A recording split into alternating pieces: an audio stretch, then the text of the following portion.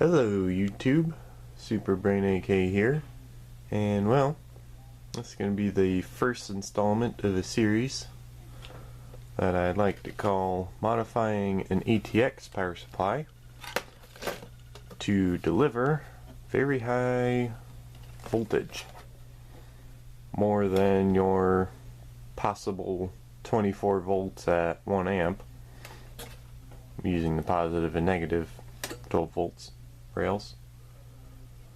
And I've already kind of started, haven't made any earlier videos for it, but I'm going to be starting with this Dell power supply with the fan on the inside from an Optiplex 380 full size. I don't know if you can see the label there. It's an H255PD00. And it's a 250 watt power supply. So I'm just starting with this one because I've got a few of them. So, but another thing you may notice, I've got one light, two lights. Let's take a look at those first.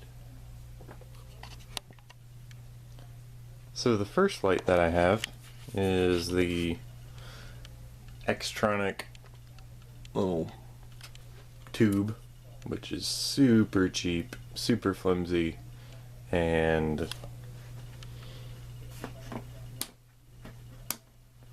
gives a very small amount of light. But then I made this guy, which is very interesting. We got two 900 watt, 900 lumen, 60 watt equivalent incandescents. They're a little bit warm, but I guess that's good. But the most interesting part is the little light holder. Do you remember the 3 lamp holder that I used for testing out the isolation transformer? Well, that's the same 3 lamp holder.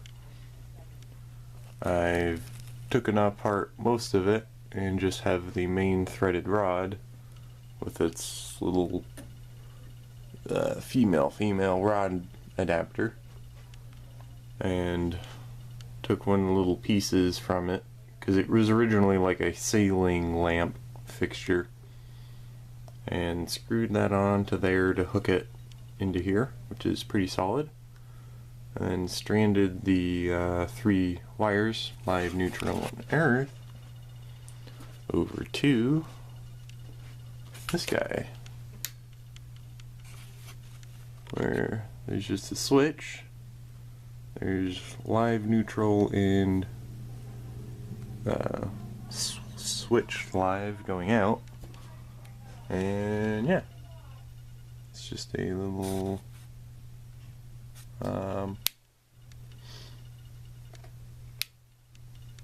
what you call it, switch. It's from a coffee maker, and it's got a little neon light, but I wired it backwards. Normally neon light turns on when you have it on, but it turns on always because I just switched the switch for the live going in and out to, and then neutral is the same. So yeah, I just have that crimped up with a big mains power cord, 14 gauge, so I could probably fully load the bulbs there, sockets. They say they're, what, 660 watt? I probably couldn't do that. 1800 watts. And the switch would probably not be happy with that. But yeah, it's just weaved up and around and down to my power strip down there. And yeah, now I have some pretty decent lights. Before, after. Awesome. So yeah, let's get back to the power supply. So, I don't know if you follow Great Scott on YouTube, well, or subscribed to him, but he recently did a actual modification of a 12-volt power supply. And basically he just put a voltage divider on the 12-volt feedback and made it give an adjustable output. But that's not quite what I'm doing. I'm doing a fair bit more than that. So as you can see, I have removed the mains input wires. It also has one of those little voltage doubling inductor. Darn, I drew out the schematic. Let me grab that. There we go. I found it. So the live and neutral go in, filter components, more filtering, and then there's a capacitor. Then there are 3 different wires on, 1, 2, 3 different wires on the iron core transformer that it has. And first wire is a small turns wire, which goes from U to BB. I forget the colors of it. And then there's a long coil with more turns going from B to BB, which B is connected here. So it's got these capacitors, and this is connected to there, and then they're all connected to the voltage selection switch, which is this guy here. So basically the mains would go from here to there if it's 240 volts, so it has high inductance. If it's 115 volts, which is what they say, you close the switch, and then the mains goes from here to there straight, which connects the center of the 2 big output capacitors. So yeah, and then the B is still switched onto there, which is your high inductance. I guess that somehow raises the voltage a little bit due to the power going through there and something like that. But yeah, there's the inductances. So total for U, from U to BB, is 5.8 millihenries and half an ohm. So yeah, 25.6 millihenries at 2.4 ohms. So yeah, that's that. So let's get back to the thing. Move that out of the way. So I've removed that. I've also removed the capacitors, but that was before I knew I was going to be repurposing this one. And I also removed the main switching transformer and the main switching, or the main filtering inductor, which are these guys here. I'll get back to them in a second. And I've also removed all the main power output cables, leaving the power on, standby 5 volt, power good, and V 3.3 cents. So I left all those. And these Dell ones, they've got the standby 5 volts and power good and ground, and to switch on the LED. and to switch on the actual power supply. So you can switch them on with this switch here, just by pressing the button, test the fans in the computer. And I left all the diodes, however, I'm rewiring the circuit. So as you can see here, here is the main transformer, and I've removed a few wires. Did I actually? Yeah, I did actually pull it all the way apart, but I didn't actually unwrap this part here. Yeah,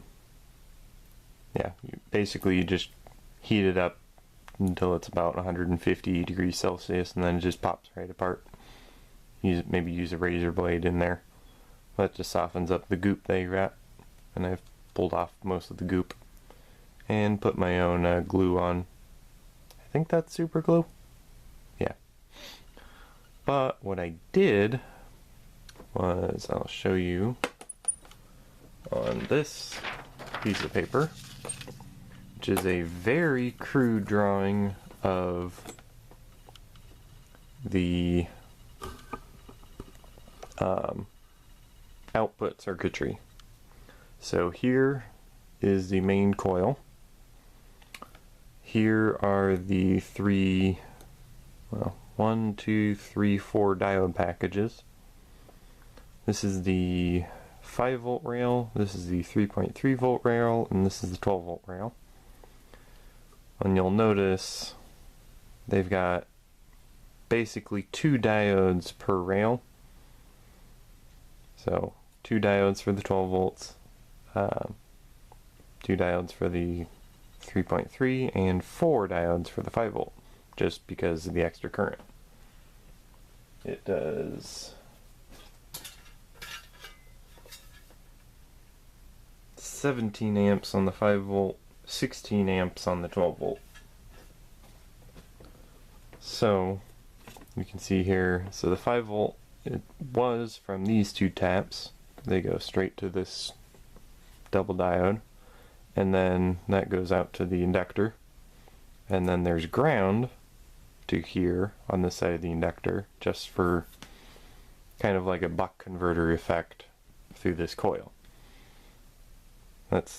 So this coil is basically to help with the loading, so that an inductance from one will produce more inductance on the other, or I don't know, something like that. So yeah, so these are all the these are all the windings on the main transformer.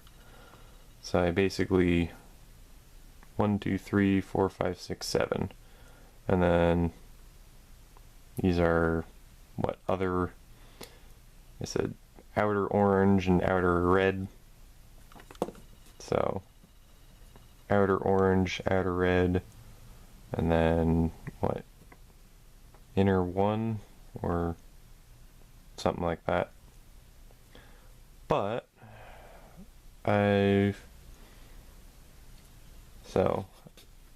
don't really want to get into explaining how it was wired, but basically I am now wiring all of the coils in series. I am starting with the ground here, which is on pin 3, going through this coil over to pin 5. I have disconnected pin 5 there. So pin 3 and 4 were the main 5 volts coils. So it first goes through the 5 volt coil. I've disconnected that on the board. Then it goes through here, which was originally over here for ground, and then up here for the 12 volt. So now it's going back through the coil, through the 12 volt winding, and then 1, 2, somewhere. Not sure. No, here. So, and then it's going over here through the 3.3 volt rail, and then 2 to I, which was the inner ones of these. But yeah, they go all the way through, and then note I have marked the polarities, just so I don't get one negating the voltage that I need. So I've rewired them. Basically, I just moved that over, disconnected a bunch of the rails there, and jumped a few wires. And it all worked out pretty well. It doesn't look like that far from stock. I still have to solder these guys on, but that shouldn't take too long. And then I took this guy, because each winding is a slow or a low inductance. I took each of the high current windings. I've left about the negative 12 volt, which actually runs completely off of this inductor. This inductor makes the negative 12 volts, which is very interesting. So if you don't have any power at all, you're not going to have a negative 12 volts, which is weird. So I think it jumps from here. This is going to be my main output. So I've left these two perfectly fine and just connected that there. So it goes through this main winding here, which is this red one. So the red one goes around over this guy. No, I think it just goes... not sure. But I did all the high current windings in series. You can see a jump there, and then another jump here. So yeah. So this is now much higher inductance. And I forget where I ended up actually. But I'm just going to have to replace the main output capacitors for much higher voltage, because theoretically I should be getting around 38 volts. Let me calculate that. So you can see, okay, I guess I lied a little bit in the comment I made on Great Scott's video. I'm only going to be getting about 30 volts. So that's the nominal voltage: 12, 5, 3.3, and 3.3. So there's 12, there's 5, plus 5, plus 3.3, plus 3.3. But it will be perfectly adjustable, so I just change the amount of PWM in the main coil, and it would give me more power. Just like how he was able to change the amount of power going in based on the dial, and without modifying the transformer, he was able to get higher voltage, like 16, 17 volts, which with the amount of power can provide, that's a fair bit more voltage. So I guess I'll end with a little board here. This is probably the next thing to be removed and reverse engineered. So the main controller board does have a potentiometer here, so I don't know if that can fine-tune the output or not. And it does have a current shunt, so that should be interesting to use for my purpose. But there you go. The first installment of the 30 volt ATX power supply at 255 watts. So, thanks for watching. See you in the next video.